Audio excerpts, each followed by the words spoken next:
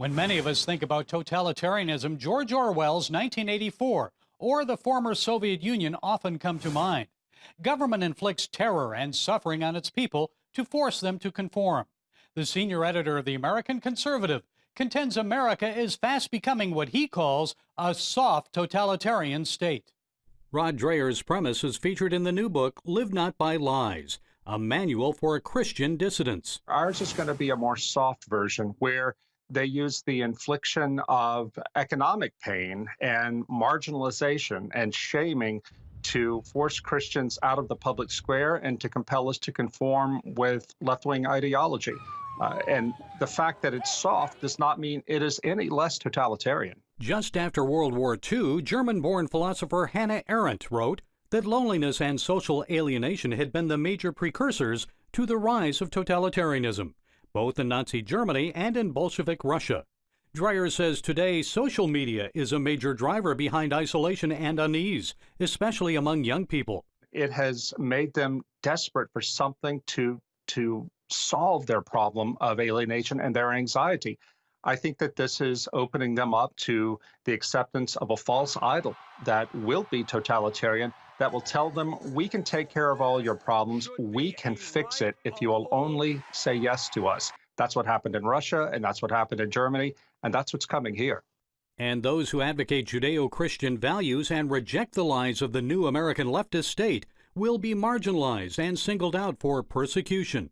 Conservative Christians and their churches and institutions are seen as an obstacle to progress. If you stand against LGBT rights, for example, if you stand against abortion rights, if you stand against critical race theory, you are a problem. Alienated and stressed over COVID-19 restrictions, American youth are readily taking to the streets to demand social change. A radical doctrine called critical race theory is inflaming their frustrations. Ann Hendershot is director of the Veritas Center for Ethics in Public Life at the Franciscan University of Steubenville. She is author of the new book, The Politics of Envy. Professor Hendershot feels critical race theory divides Americans by promoting envy. I see a huge increase in rhetoric surrounding envy, encouraging envy.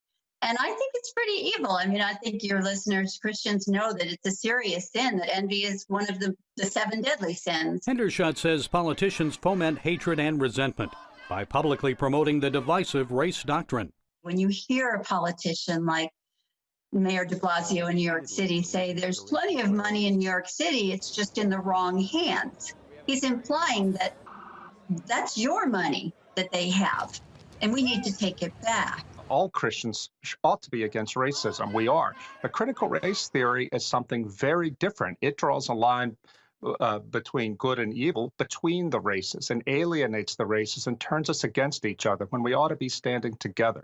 And instead of resorting to harsh tactics to control people, Dreher sees the future U.S. government taking a softer, less violent approach. We are going to see something develop in this country like the Chinese have today, the social credit system, where they monitor everything Chinese citizens do. They get all the data from their computers, from the internet, and so forth, and they assign them a rating. The more socially positive you are from a communist point of view, the higher your rating, the more your privileges. Attending church would lower your social credit score, and a lower rating means fewer privileges like sending your child to college.